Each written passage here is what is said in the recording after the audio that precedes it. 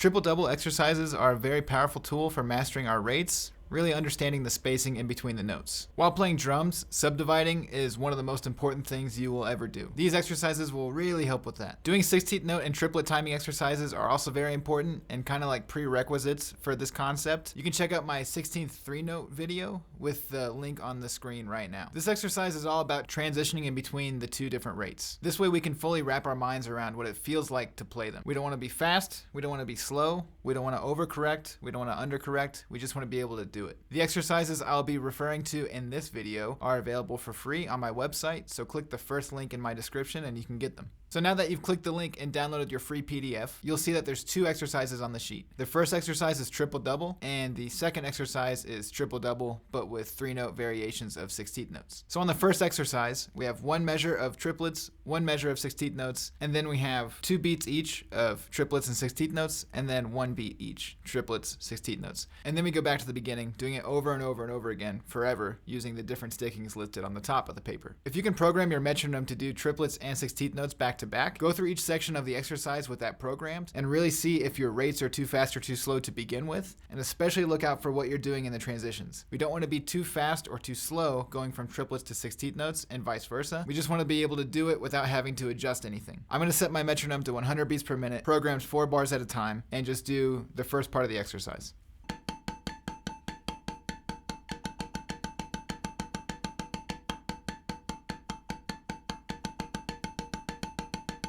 Put most of your focus into what you're doing as soon as you start playing 16th notes. Are my spaces too big? Are they too small? Do I have to speed up my hands more than I think or not? Correcting your playing with these things in mind will start to help you live and breathe these different rates. One thing I like to do that helps a lot, if I'm thinking of just right, left for the sticking, is to isolate just my right hand. If I go through all this with just my right hand, it's kind of like zooming in and showing me exactly what my tendencies are.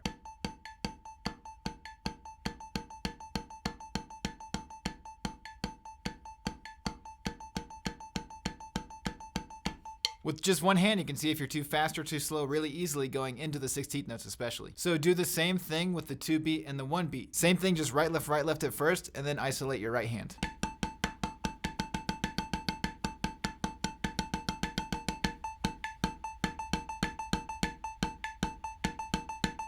With the 1 beat, now our triplets are an odd number, which means that we're going to start every other beat on the opposite hand. So my right hand is going to start the triplets, and then my left hand is going to start the 16th notes. Just something to keep in mind. It makes it a little bit more confusing at first.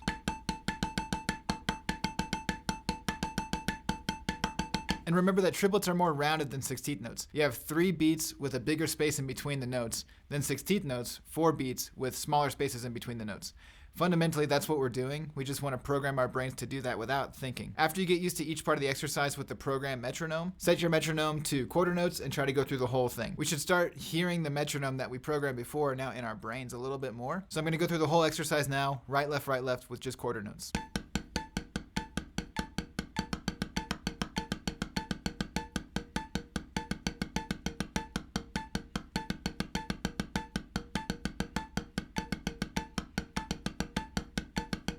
So we need to make sure that the notes in between the triplets are consistent and not uneven. So just try going through the exercise with all these different stickings. Any of the 4-note stickings are going to work the same kind of way that they did for right, left. So when we get to 1 beat, things flip around a little bit. But when we're doing 3-note variations, things flip around a lot because we're trying to stay consistent to these 3 notes. So I'm going to go through right, left, or diddles, and then right, left. Just to show you how you would go through all these different stickings through the exercise, whether they're groupings of 4 or groupings of 3.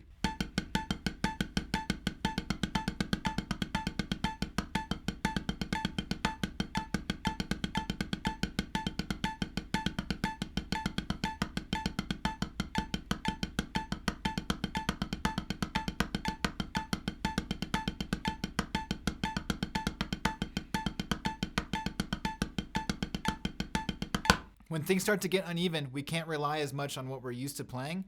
We have to rely more on our sense of time. So for the next part of the exercise, triple double threes, things get a lot more complicated. Now we're playing 3 notes all the time, but the space in between the notes for the 16th variations are much different. So when you're trying to get used to this, use whatever sticking is most comfortable for you. For example, when I did this for the first time years ago, doing right, left, left for the triplets and then right hand lead sticking for the 16th notes is what got me through it, so I knew what was going on. And then from there, I started to break out and use different stickings. This exercise has 2-beat versions and 1-beat versions. For the sake of not having a very long video, I'm just gonna break down the 1-beat variations, but you wanna do exactly the same thing I'm about to do with the 2-beat variations first. So I'm gonna set my met to the first variation, triple let 2E and I'm gonna go through a couple of these different stickings to get used to it.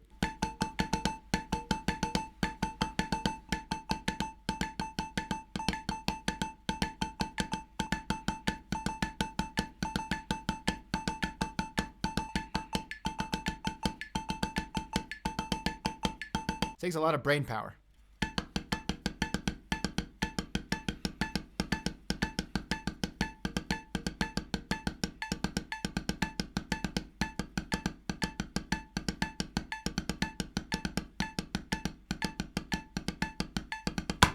Go through all the stickings with this one, really get used to it, start at a slow tempo and bump up to a faster tempo. We're really trying to make everything triple and duple part of our vocabulary and cement it into our brains. This is just the first step of triple double. There's a lot more that we're going to do, especially on the drum set, but for now, sit with this for a bit, rep it over and over again, feel good about it, and work it out. If you like this video, please hit subscribe, please hit the like button, leave a comment. Be sure to check out the links in my description. There's a free PDF file of these exercises. There's links to my website for lessons and relaxed velocity merch. There's social links, and there's also links to my music. All right, see ya.